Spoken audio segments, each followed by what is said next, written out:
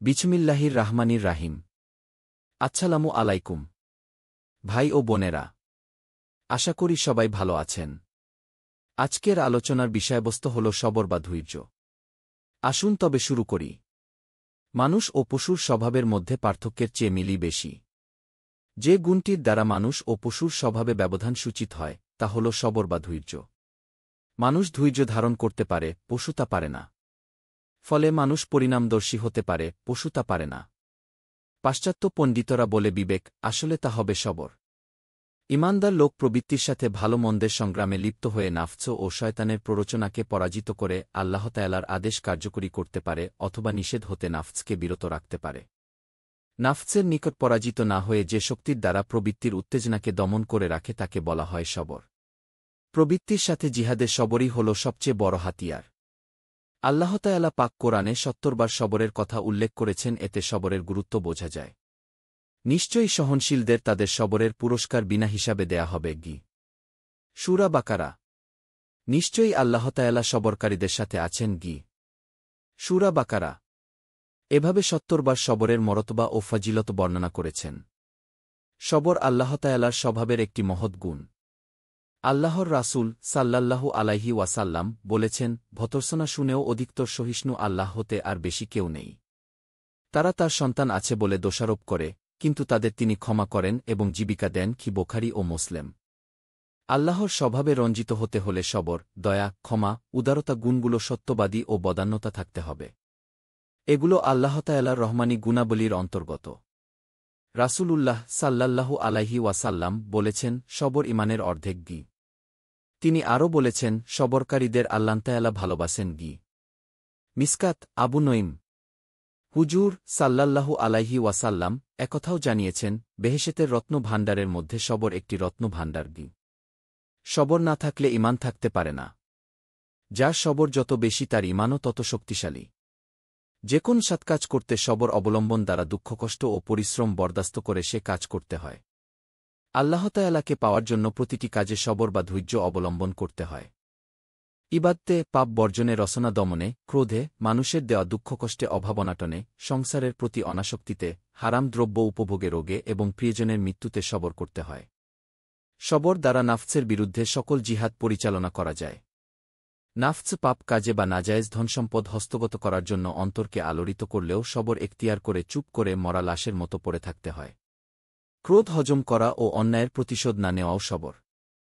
আপদবিপদে সবরের পরীক্ষা হয়, তখন পেরেশান না হয়ে যা তদিরে আছে বা আল্লাহ তাআলার অনুমোদন ক্রমে ঘটছে বিশ্বাস করে আল্লাহর উপর নির্ভর করলে এ পরীক্ষায় উত্তীর্ণ হওয়া যায়। যে সবর করে অধৈর্য হয়ে আপত্তি অভিযোগ করে সে সাবির বা ধৈর্যশীল নয়। চঞ্চল ও পেরেশান লোকের জন্য সবর অপরিহার্য।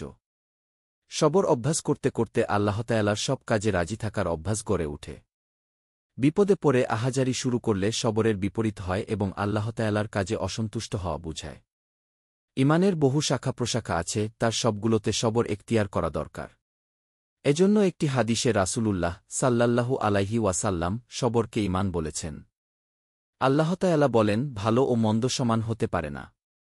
মন্দ প্রতিহত করে উৎকৃষ্টের দ্বারা, ফলে তোমার সাথে যার শত্রুতা আছে সে হয়ে যাবে অন্তরঙ্গ বন্ধুর মতো। এ গুণের অধিকারী করা হয় কেবল তাদের, যারা ধৈর্যশীল। এ গুণের অধিকারী কেবল তাদের করা হয়, যারা মহাভাগ্যবান। ফরজ, ওয়াজিব ও সুন্নত ইবাদতে কায়েম থাকা যেমন জরুরি, তেমনি নফল ইবাদত যা আল্লাহ তাআলার নৈকট্য ও সন্তুষ্টির জন্য করা হয়, তাতে সারা জীবন কায়েম থাকাও সবর বা ধৈর্য। কিছুদিন করে তা ছেড়ে দেওয়া, আবার করা, এটা অধৈর্য বা বেশবরি। নফল ইবাদতের মধ্যে সর্বদা আল্লাহ জিকির ও সাধ্যমতো দানখয়রাত করাই শ্রেষ্ঠ। আল্লাহ জিকিরের মরতবা হল, এতে আল্লাহ তাআলার নৈকট্য ও প্রেম জন্মে। এতে বাহুল্য চিন্তা মনে আসে না, আল্লাহ ভিন্ন পদার্থ মনোমগজ হতে দূর করা যায়, সময় বা জীবনের অংশ বিশেষ বিফলে যায় না। এতে সারা জীবন কায়েম থাকাও সবর। এতে জীবন বিফলে যায় না, দুনিয়াতে আল্লাহ তাআলা তার সাথী ও অভিভাবক হন। যে সমস্ত বিষয়বস্তু লোকে ভালোবাসে প্রবৃত্তির অনুকূলে, সে সম্বন্ধে সংযত না হলে ও সবর না করলে আল্লাহ তাআলা যা নাপছন্দ করেন সে বিষয়ে সবর অবলম্বন করা ঠিক নয়। তবাহ করে পাপ বর্জন করে তাতে কায়েম থাকা এবং আর পাপ না করাও সবর। এরূপ সবর অবলম্বন করলে পরহেজগার হওয়া যায়, যা বান্দাকে তর্কে দুনিয়াতে নিয়ে যায়। অবশ্য আল্লাহ ভীতি না থাকলে পাপ বর্জন ও সবর করা যায় না। আল্লাহতায়ালার নির্দেশ, আর তোমার প্রভুর হুকুমের উপর সবর করো। আদেশ নিষেধ দুটোই আল্লাহর হুকুম। আদেশ পালন করা পুণ্য, নিষেধ অমান্য করা পাপ। এখানে কতগুলো জরুরি নিষিদ্ধ কাজের কথা বলছি যাতে সবর করে আল্লাহতায়ালার নিষেধ মানা যায়। রসনা সঞ্চালন করে বা কথা বলে পাপ কামাই করার চেয়ে সহজ পথ আর নেই। জিহ্বাকে দমন করাই এক্ষেত্রে উত্তম জিহাদ। চুপ থাকা ও নির্জনতা অবলম্বনের ঔষধ। বেহুদা বকবক করে পাপ কামাই করা থেকে রেহাই পাবার একমাত্র পথ হল চুপ থেকে রসনা দমন করা এবং নেহায়েত প্রয়োজনীয় কথা সমেত হয়ে বলা। রাসূলুল্লাহ সাল্লাল্লাহু আলাইহি ওয়াসাল্লাম বলেছেন, মানুষ কোনো দোষের জন্য অধিক দোচখে যাবে, তা কি তোমরা জানো? রসনার অপব্যবহার ও গুপ্ত অঙ্গ। মিশকাত। তিনি আরও বলেছেন, দুপাটি দাঁতের ভিতর এবং দুরুর মাঝে যা আছে, তার জন্য যে আমাকে জামানত দিতে পারে আমিও তার জন্য জান্নাতের জামিন হতে পারি। কি বুখারী। রসনা ও গুপ্ত অঙ্গ পাপের সবচেয়ে বড় দরজা। এছাড়া আরও 10টি পাপের দরজা আছে, যথা দুচোখ, দুকান, দুহাত, দুপা, ময়লা খালাসের রাস্তা ও ত্বক। এই মোট 12টি অঙ্গ প্রত্যঙ্গ আল্লাহতায়ালার নিয়ামত স্বরূপ বহির্জগতের সাথে সম্পর্কিত হয়ে আমাদের অস্তিত্ব রক্ষা করছে। এগুলো পাপ ও পুণ্যের দরজা। এগুলোর দ্বারা পাপ অন্তরে প্রবেশ করে অন্তর কলুষিত করার পর নাফস শয়তান সেটা দখল করে আবার সেই কলুষিত অন্তর ও অঙ্গপ্রত্যঙ্গকে পাপের দিকে চালিত করে। পাপের জন্য এ দরজা বন্ধ করতে হবে এবং ইবাদত বা স্রষ্টার আনুগত্যের জন্য শকরগুজারির উদ্দেশ্যে খুলে দিতে হবে। রসনার দ্বারা যে পাপ কাজগুলো করা হয় তা হল অশ্লীল বাক্য, বিবাদ বিসংবাদ সৃষ্টি করা, মিথ্যা বলা, গালাগালি দেওয়া, তোষামত করা, পরনিন্দা করা, মোনাফিকি করা, অনাবশ্যক ও বাহুল্য কথা বলা, মানুষের প্রবৃত্তিকে উস্কাতে পারে এরূপ মন্দ গান করা ইত্যাদি। মুখ দ্বারা এসব পাপ কামাই করে নাফস আনন্দ পায়। যে কাজের প্রয়োজন নেই তা জানতে চাওয়া, ভালোবাসা দেখাবার জন্য বা সহানুভূতি পাবার জন্য বেহুদা কথা বলাকে বাহুল্য কথা বলে। অনাবশ্যক ও বাহুল্য কথায় হৃদয় কঠিন হয়। আর হৃদয় কঠিন হলে আল্লাহর আদেশনিষেধ শুনলেও মন তা গ্রহণ করতে চায় না, অমনোযোগী থাকে। মেয়েদের রূপ বর্ণনা, পাপীদের প্রশংসা, ধনীদের সম্পদের কথা, শাসকদের অবৈধ সম্পদ ও জুলুমের আলোচনা ও নিজের পাপের চিন্তা না করে অন্যের পাপের মুখরোচক আলোচনা ইত্যাদি বাহুল্যের অন্তর্গত। এসব বাহুল্য ও অনাবশ্যক কথার দ্বারা নাফস মনে করে অনেকে তাকে জ্ঞানী ও সমাজ হিতৈষী ও চালাক বলে মনে করুক। এসব ভেবে নাফস মনে শান্তি আনে। যে অধিক কথা বলে সে অধিক মিথ্যাবাদী হয়। এসব আলোচনা মজলিসে যোগ না দিয়ে সবর এখতিয়ার করে চুপ থাকাই জ্ঞানীর লক্ষণ। আর এসবের চর্চা করলে পাপের সাথে সাথে স্বভাব মন্দ হয় এবং অসৎ স্বভাব গড়ে ওঠে। কথামালায় নিজের মতামতকে উচ্চ করার জন্য এবং নাফস নিজকে বড় মনে করে তর্কবিতর্ক ও অন্যের কথার প্রতিবাদ করে। তর্কবিতর্ক ও প্রতিবাদ থেকে বিবাদের সৃষ্টি হয় এবং মনে হিংসাবিদ্বেষের জন্ম নেয়, যা আমলকে বিনষ্ট করে এবং ঝগড়ার উৎপত্তি হয়। ঝগড়া করলে মনুষ্যত্ব চলে যায়, প্রতিপক্ষের উপর প্রাধান্য বিস্তার করতে চায়। প্রবৃত্তির লোভ হল নিজের গৌরব জাহির করা। যে বাদ প্রতিবাদ বেশি করে সে সহজেই ঝগড়া ফ্যাসাদে লিপ্ত হয়, সে তখন নিজের ক্রোধ এবং অন্যের ক্রোধের কবলে পড়ে। প্রাধান্য বজায় রাখতে গিয়ে বিবাদ বিসংবাদ অভ্যাসে পরিণত হয়। তখন মনে করে প্রাধান্য বজায় রেখে বড় বড় কথা বললে বা গালি দিলে লোকে তাকে ভয় ও সম্মান করবে, মূর্খ ও ভীরু বলে মনে করবে না, লোকটার দাপট আছে বলে মনে করবে। বাস্তবে লোকে তাকে ঘৃণা করে ও তার অমঙ্গলে খুশি হয়। এরূপ লোকের হৃদয়ে হিংসাবিদ্বেষ ও গর্ব অহংকার প্রবল হয়। এর ফলে ক্রোধ, রিয়া, আত্মম্ভরিতা, নামধামের ও সম্মান এবং অর্থের লালসা হৃদয়ে একত্রীভূত হয়ে তাকে আল্লাহতায়ালা হতে দূরবর্তী করে ফলে খোদার দরবারে পাপিষ্ঠ নামে তার পরিচিতি লিখা হয়। এ অবস্থায় মারা গেলে তার কলুষিত আত্মার দুর্গন্ধে ফিরিস্তারা নাকমুখ ঢাকে, মর্ধাকাশে যাওয়ার দরজা বন্ধ করে দেওয়া হয়। রসনার সাহায্যে মিথ্যা কথা বলে লোকজনকে ধোঁকা দেওয়া যায়। হজরত আবু বকর রাজিয়াল্লাহু আনহু হতে বর্ণিত আছে, রাসূল করিম সাল্লাল্লাহু আলাইহি ওয়াসাল্লাম বলেছেন, কি শ্রেষ্ঠ হতে শ্রেষ্ঠতর গোনাহর সংবাদ আমি কি তোমাদের দেব না? আল্লাহর সাথে অংশীস্থাপন, মাতাপিতার অবাধ্য হওয়া এবং মিথ্যা কথা বলা। গি বুখারী মুসলিম। হুজুর সাল্লাল্লাহু আলাইহি ওয়াসাল্লাম মিথ্যা সম্বন্ধে আরও বলেছেন, যখন কোনো লোক মিথ্যা কথা বলে, ফিরিস্তারা তার নিকট হতে মিথ্যার দুর্গন্ধে 1 মাইল দূরে চলে যায়। বুখারী মুসলিম। যখন চাটুকারদের সাথে দেখা হয়, তাদের মুখে ধুলি নিক্ষেপ করো। কি মিশকাত। কোরআন বলছে, অতর্কিত ওয়াদা ভঙ্গের জন্য আল্লাহর শাস্তি দেন না, কিন্তু ইচ্ছাকৃত ওয়াদা ভঙ্গের জন্য শাস্তি দেন। তার কাফফারা 10 জন দরিদ্রকে খাদ্য বা বস্ত্র দানে অথবা 3 দিন রোজা রাখা। তাহলে এ ব্যাপারে নাফসের বিরুদ্ধে জিহাদ হয়ে যায়। ওয়াদা পালন অপরিহার্য। বলে ওয়াদা বা আল্লাহর নামে শপথ না করাই উত্তম। মিথ্যার বিরুদ্ধে সংগ্রাম করতে হলে সবর থাকতে হবে অথবা সত্য কথা বলতে হবে। হজরত আবদুল্লাহ ইবন মাসুদ রাহমাতুল্লাহ হতে বর্ণিত আছে, রাসূলুল্লাহ সাল্লাল্লাহু আলাইহি ও সাল্লাম বলেছেন, সত্য কথা বলো। সত্য কথা পবিত্রতার দিকে পরিচালিত করে এবং পবিত্রতা জান্নাতের দিকে নিয়ে যায়। কোন লোক সত্য কথা বলতে বলতে সত্যের উপর প্রতিষ্ঠিত হয়, তাকে সত্যবাদী রূপে আল্লাহর নিকট লিখিত হয়। মিথ্যা পরিত্যাগ করো, কেননা মিথ্যা গুনাহর দিকে পরিচালনা করে দোজখের দিকে পরিচালিত করে। কোন লোক মিথ্যা কথা বলতে বলতে মিথ্যার উপর প্রতিষ্ঠিত হয় এবং আল্লাহর নিকট মিথ্যাবাদী রূপে লিপিবদ্ধ হয়। বুখারী, মুসলিম। হুজুর সাল্লাল্লাহু আলাইহি ওয়াসাল্লাম আরও বলেছেন, মিথ্যা কথা জীবিকা হ্রাস করে, যে মিথ্যা কথা বলে তার জন্য ব্যবসা বাণিজ্য করাও হারাম। কেউ যদি মিথ্যা পরিত্যাগ করতে না পারে, তাসাউফ ও তরিকতে তার পরিশ্রম বিফল হবে। পরিশ্রম ও সাধনার দ্বারা যে ঈমান ও ইয়াকিনের নূর অর্জন করবে, মিথ্যা বলায় নাফস ও শয়তান তা খেয়ে ফেলবে, অর্থাৎ কালিমা তা ঢেকে দেবে, গ্রাস করে ফেলবে, শায়েখের তোয়াজ্জুহ তাকে তাচির করবে না, অন্যান্য পাপও সে সহজে ত্যাগ করতে পারবে না। ফিরিস্তা স্বভাব অর্জন দুরূহ হবে। ঈমানিয়াকিন সৃষ্টিকারী ফিরিস্তারাই মিথ্যার দুর্গন্ধে তার কাছে থাকতে পারবে না। মিথ্যা না বলে যে কাজ করা যায় না তা পরিত্যাগ করা উচিত। সত্য কথা বললে মানসিক শক্তি অর্জিত হয়, আত্মা শক্তিশালী হয়, যার ফলে নাফসের বিরুদ্ধে জিহাদ করা খুবই সহজ হয়। রসনার দ্বারা আর একটি মারাত্মক পাপ সহজেই কামাই করা যায়, তা হল পরনিন্দা। আল্লাহ তাআলা নিষেধ করে বলেছেন, তোমরা একে অন্যের নিন্দা করো না। তোমাদের কেউ কি তার মৃত ভাইয়ের মাংস খেতে ভালোবাসো? তোমরা নিশ্চয়ই তা ঘৃণা করো। রাসূলুল্লাহ সাল্লাল্লাহু আলাইহি ওয়াসাল্লাম বলেছেন, পরনিন্দা হতে সতর্ক হও, কেননা পরনিন্দা জেনা হতেও বেশি জঘন্য পাপ। কোনো জেনা করে তওবাহ করলে আল্লাহ হয়তো তার তওবাহ কবুল করতে পারেন, কিন্তু যে পর্যন্ত নিন্দিত ব্যক্তি ক্ষমা না করে, সে পর্যন্ত তওবাহ কবুল হয় না। অত্যাচারীর বিরুদ্ধে অত্যাচারিত ব্যক্তি অভিযোগ করলে তা পরনিন্দা হয়। মুখ ছাড়া ইশারা, ইঙ্গিত, অঙ্গভঙ্গি ও লেখনির দ্বারাও পরনিন্দা করা যায়। ক্রোধের জন্য, ঈর্ষাবশত, নিজের দোষ হালকা করার জন্য, আত্মগৌরব প্রকাশ করার জন্য, নিজের সঙ্গীদের মন্তুষ্টির জন্য, তার প্রতিদ্বন্দ্বী বা সমাজে তার চেয়ে সম্মানিত ব্যক্তির প্রতি বিদ্বেষবশত অসুস্থ রুগ্ন আত্মার লোকেরা পর নিন্দা করে পরকালের শাস্তিযোগ্য হয়। আত্মার রোগের বড় ওষুধ হল আপন নাফসের যা ভালো লাগে তার বিপরীত কাজ করা। পরনিন্দা হতে সবর ও নীরব থাকা উচিত। যাকে নিন্দা করবে সে দোষ নিজের আছে কিনা তা অনুসন্ধান করা এবং পরনিন্দা শুরু হলে বৈঠক বর্জন করা, পারলে বাধা দেওয়া, অন্যথায় মৌন থাকা ও তাদের জন্য হিদায়েতের দোয়া করা উচিত। পরনিন্দাকারীর জানা উচিত যে এ পরনিন্দায় তার সব নেকি পণ্ড হবে, নিন্দিত ব্যক্তি নিয়ে যাবে। পরনিন্দার দ্বারা যার সম্মান নষ্ট হয় সে নিন্দুকের নেকি পাবে, নেকি না থাকলে নিন্দিত ব্যক্তির পাপ তার ঘাড়ে চলে আসবে। পরনিন্দাকারীর নেকির পাল্লা এভাবে হালকা হয়ে দোজখে যাবে।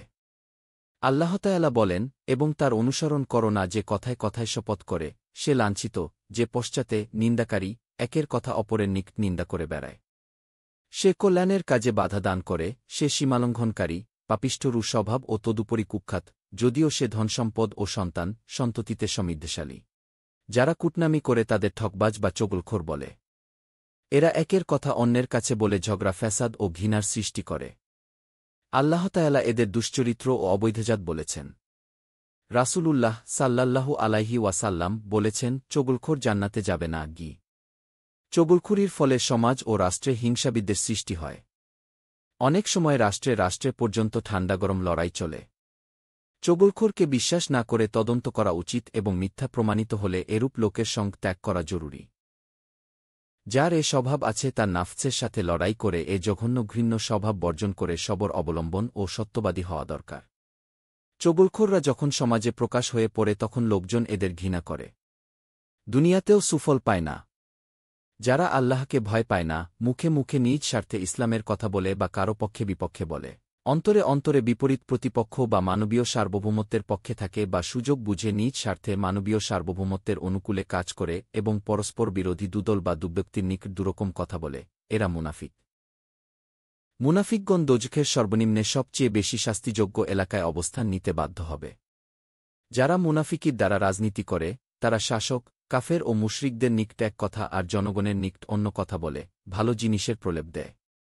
তারা ধ্বংস হবে। শাসক কখনো মিথ্যাবাদী হতে পারে না। আল্লাহ তাকে পরীক্ষার জন্য ক্ষমতা দিয়েছেন, তার মিথ্যাবাদী হওয়ার প্রয়োজন পড়ে না, কারণ আল্লাহ ছাড়া তার আর কাউকে ভয় করা উচিত নয়। আল্লাহর পথের যাত্রীদের এসব পথভ্রষ্ট সম্প্রদায় হতে সম্পূর্ণ বিচ্ছিন্ন থাকতে হবে। নীরবতা ও সবর এখতিয়ার করতে হবে। ভোট যুদ্ধে মুনাফিকি, প্রতারণা ও ব্যক্তিস্বার্থ ব্যাপক হয়ে এ বিদাত ব্যাপক হারে মানুষকে ঈমানহারা করছে। দুনিয়াদাররা বলছে ভোট পবিত্র আমানত। কিসের আমানত? জালেম ভোট দিচ্ছে জুলুম বজায় থাকার জন্য, সেও যাতে এর অংশীদার হতে পারে এ নিয়তে।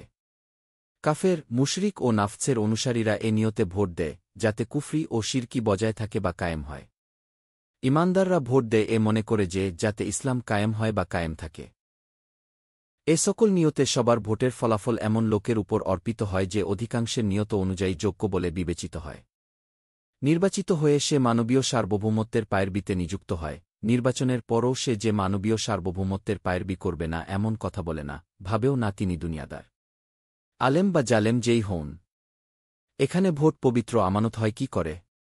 ভোট যুদ্ধে আলেম, জালেম, কাফের ও মুশরিক একই সমতলে অবস্থান করে, সবার এক ভোট। মৃত্যুর সময় ও হাসরের মাঠে এ আমলের পরিণতি প্রকাশ পাবে। ভোট যুদ্ধের প্রধান হাতিয়ার মিথ্যা, প্রতারণা, মুনাফিকি, মিথ্যা ওয়াদা, ব্যক্তিস্বার্থ ও তাগুতি শক্তির প্রয়োগ ইত্যাদির সকল প্রয়োগকারীরা নিজেদের ঈমান ও চরিত্র নষ্ট করে আখিরাতের বদলে দুনিয়া ক্রয় করে। তাগুতি শক্তির দ্বারা ইসলাম কায়েম হয় না, ইতিহাসে নেই। ইসলাম দ্বারাই ইসলাম কায়েম হয়। যেমন রাসূলুল্লাহ সাল্লাল্লাহু আলাইহি ওয়াসাল্লাম ও সাহাবীগণ কায়েম করে গেছেন। ভোট যুদ্ধ তাগুতি শক্তির বাহন বা হাতিয়ার, যার দ্বারা তাগুতি শক্তির সাময়িক নেতা হওয়া যায়। তাগুতি শক্তিকে ইসলামী লেবাস পরালেই ইসলাম হয়ে যাবে না। তাওহীদ ও রাসূলুল্লাহ সাল্লাল্লাহু আলাইহি ওয়াসাল্লাম এর রিসালাত ছাড়া ইসলাম নেই। আল্লাহর পথের যাত্রীদের তথা আল্লাহ তাআলার সার্বভৌমত্বের অনুসারীদের ইসলাম প্রচারের সাধ্য না থাকলে সবর করে এ তাগুতকে ঘৃণা করা ও বিচ্ছিন্ন থাকা উচিত। ধনসম্পত্তি নিয়ে যে বিবাদ হয় এ সম্বন্ধে আয়েশা রাজিয়াল্লাহু আনহা হতে বর্ণিত আছে, আল্লাহর রাসূল সাল্লাল্লাহু আলাইহি ওয়াসাল্লাম বলেছেন, আল্লাহ তাআলার নিকট সর্বাপেক্ষা ক্রোধভাজন ওই ব্যক্তি যে ধনসম্পদ নিয়ে সর্বাপেক্ষা অধিক বিবাদ করে। তিনি আরও বলেছেন, যে ব্যক্তি অজ্ঞতাবশত ধনসম্পত্তি নিয়ে অন্যের সাথে বিবাদ করে সে অনবরত আল্লাহর অসন্তুষ্টির মধ্যে থাকে যে পর্যন্ত না সে নিরস্ত হয়। ধনসম্পত্তি নিয়ে বিবাদ, বাদানুবাদ, গালাগালি, মিথ্যা কথা, মামলা, হিংসাবিদ্বেষ ও ক্রোধ সৃষ্টি করে ঈমান নষ্ট করে। তাই পরহেজগার লোকেরা ধনসম্পত্তি নিয়ে বিবাদ করে না। কিন্তু মানুষের যখন কোনো সম্পত্তিতে হক থাকে আর জালেম তা আত্মসাৎ করে নিয়ে গেছে বা নিতে চায়, তবে তার যদি চলার মতো যথেষ্ট ধনসম্পত্তি থাকে তবে বিবাদে না যাওয়াই উচিত। আর অপারগ হলে নির্যাতিত ব্যক্তি শরীয়ত সম্মত পন্থায় সত্যের প্রমাণ দিবে ও বিচারের অতিরঞ্জন ও অতিরিক্ততা পরিত্যাগ করে সত্য রক্ষার চেষ্টা করতে পারবে। তবে বিবাদ হতে মনকে মুক্ত রাখতে হবে, আলোড়িত হলে চলবে না।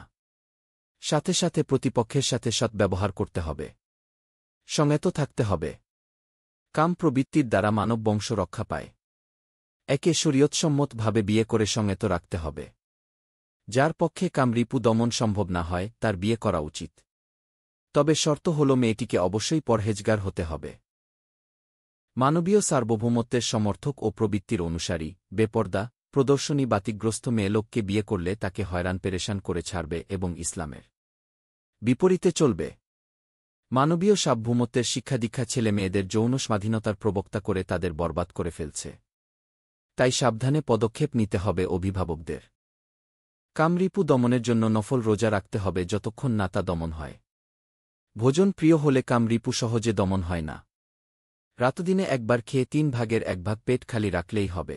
এটা রাসূলুল্লাহ সাল্লাল্লাহু আলাইহি ওয়াসাল্লামের নীতি ছিল। কারণ যৌন উত্তেজনা হৃদয়কে অন্ধকার করে ফেলে। মনে যৌন চিন্তা এলেই দূর করে ফেলতে হবে। রোজা সবরের মধ্যে গণ্য। রোজা ছাড়া এবং কাম উত্তেজনা বৃদ্ধিকারক চিন্তাভাবনা দূর করা ছাড়া কাম প্রবৃত্তি দমন করার কোনো বিকল্প নেই। সেজন্য মেয়েলোক ও কিশোর বালকদের প্রতি দৃষ্টি সংযত রাখতে হবে। রাসূলুল্লাহ সাল্লাল্লাহু আলাইহি ওয়াসাল্লাম বলেছেন, 3টি ধ্বংসকর দোষ, কাম প্রবৃত্তি বশীভূত না হওয়া, কৃপণতা ও আত্মাভিমান কি এ দোষগুলো নাফসের সাথে জিহাদ করে সমূলে উৎপাটন করতে হবে। রাসূলুল্লাহ সাল্লাল্লাহু আলাইহি ওয়াসাল্লাম আরও বলেছেন, আমার উম্মতের জন্য যা আমি বেশি ভয় করি তা হল কাম প্রবৃত্তি ও দীর্ঘ আশাগু। তিনি আরও বলেছেন, কাম প্রবৃত্তির সাথে যুদ্ধ করাই বড় জিহাদকে। মেশকাত। আরেকটি মারাত্মক দোষ হল ক্রোধ। আল্লাহর রাসূল সাল্লাল্লাহু আলাইহি ওয়াসাল্লাম বলেছেন, যেরূপ তিক্ত ফল মধুকে নষ্ট করে তদ্রূপ ক্রোধ ঈমানকে নষ্ট করে। কি বাইহাকি মেশকাত হজরত সহল রাহমাতুল্লাহ হতে বর্ণিত আছে, রাসূল করিম সাল্লাল্লাহু আলাইহি ওয়াসাল্লাম বলেছেন, ক্রোধ প্রকাশ করার ক্ষমতা থাকা সত্ত্বেও যে তা হজম করে, বিচারের দিন আল্লাহ সমস্ত জীবকে তার সামনে ডেকে তন্মধ্যে যে কোনো হুর পছন্দ করে নিতে বলবেন। আবু দাউদ তিরমিজি। ক্রোধ দমনের জন্য নিম্নলিখিত উপায় অবলম্বন করতে হবে। ক্রোধ দমনে যে সোয়াব এবং দমন না করলে যে শাস্তি তা স্মরণ করা। ক্রোধের কারণে শত্রুতাভাব আসে, হিংসাবিদ্বেষ পয়দা হয়। নাফস শত্রুতা উদ্ধার কুপথে চালিত করে, তাহলে সর্তক হওয়া ও সবর করা দরকার। ক্রোধের সময় শরীর বিকৃত হয় ও অশ্রাব্য কথা বের হয় এবং লোকচক্ষে হেয় হতে হয়। এসব চিন্তা করা দরকার। তাই ক্রোধের সময় শয়তান হতে আল্লাহর আশ্রয় প্রার্থনার জন্য আউযুবিল্লাহ পড়া উচিত। দাঁড়ানো থাকলে বসে পড়া, তাতেও উপশম না হলে শুয়ে পড়তে হবে, তাতেও উপশম না হলে অজু করলে ইনশাল্লাহ ক্রোধ দমন হবে। রাসূলুল্লাহ সাল্লাল্লাহু আলাইহি ওয়াসাল্লাম সৎ ব্যবহার দ্বারা অসৎ ব্যবহারের মোকাবেলা সম্বন্ধে বলেছেন, ক্রোধের সময় সবর এবং অসৎ ব্যবহারের সময় ক্ষমা করো। যখন তারা এটা করবে, আল্লাহ তাদের রক্ষা করবেন, তাদের শত্রুকে হেয় করবেন যেন তারা পরম সুহৃদ হয়। বুখারী। মানব চরিত্রে আরেক মারাত্মক দোষ পয়দা হয়, তা হল অহংকার। বান্দা বা দাসের কোনো অহংকার থাকতে পারে না, থাকলে আর বান্দা থাকে না। ক্রোধ, ধনসম্পত্তি, লোকবল, ক্ষমতা, বিদ্যা ও শারীরিক শক্তি লোকদের মনে অহংকার আনে। বক্তৃতা, ওয়াজনসিহত, নামায়েশ, সুন্দর বাড়িঘর ও পোশাক পরিচ্ছদ লোকদের আত্মম্ভরী করে তোলে। হজরত ইবনে মাসুদ রাজিয়াল্লাহু আনহু হতে বর্ণিত আছে, রাসূল করিম সাল্লাল্লাহু আলাইহি ওয়াসাল্লাম বলেছেন, যার হৃদয়ে সরিষার বীজ পরিমাণও ঈমান আছে সে দোজখে যাবে না, এবং যার মনে এক সরিষা পরিমাণও অহংকার আছে সে বেহেশতে যাবে না। মুসলিম। রাসূল করিম সাল্লাল্লাহু আলাইহি ওয়াসাল্লাম বলেছেন, মহান আল্লাহ তাআলা বলেন, অহংকার আমার পরিচ্ছদ, শৌর্য আমার পায়জামা। তন্মধ্যে যে একটিও আমার গা হতে খুলে নেয় তার জন্য জান্নাতের দুয়ার খোলা হবে না। যে পর্যন্ত উটসুচের ছিদ্র পথে না যায় সে পর্যন্ত সে বেহেশতে যাবে না। মেশকাত। ক্রোধে অহংকার আসে। খাদ্য, বস্ত্র ও বাসস্থান কেউ কেড়ে নিলে ক্রোধ হয়। ধনসম্পত্তি, চাকরবাকর, গৃহপালিত পশুপাখি, যশ, মানসম্মান, সহায়সম্বলের উপর যখন কেউ হস্তক্ষেপ করে তখন লোকের ক্রোধ হয়। যে প্রকৃত তাওহীদে বিশ্বাসী সে জানে সকল কাজ আল্লাহ তাআলার অনুমোদনক্রমে ঘটে। একমাত্র তিনি জানেন এসব আব্দ বিপদে মঙ্গল কি অমঙ্গল আছে। পরস্পরকে পরীক্ষার জন্য একজন দ্বারা অন্যজনের বিপদ আপদ দেন। তাওহীদে বিশ্বাসীগণ মনে করেন যে সব কিছুতেই মঙ্গল আছে যদি পরীক্ষা সঠিকভাবে দিতে পারেন। সেজন্য অনিষ্টকারীকে ক্ষমা করে দেন। যেমন রাসূলুল্লাহ সাল্লাল্লাহু আলাইহি ওয়াসাল্লাম বলেছেন, ক্রোধ আমাকে সত্যের গণ্ডি হতে বাইরে নিয়ে যেতে পারবে না। স্ত্রীলোক, রোগী, বৃদ্ধ ও বদমেজাজি লোকের ক্রোধ অধিক দ্রুতবেশবর হওয়ার কারণে। বখিল ও মন্দ স্বভাবের লোকের ক্রোধ অধিক। রাসূল করিম সাল্লাল্লাহু আলাইহি ওয়াসাল্লাম বলেছেন, কুস্তিতে বিপক্ষকে পরাভূত করলে কেউ শক্তিশালী হয় না। ক্রোধের সময় যে নিজ নাকে দমন করতে পারে সেই শক্তিশালী।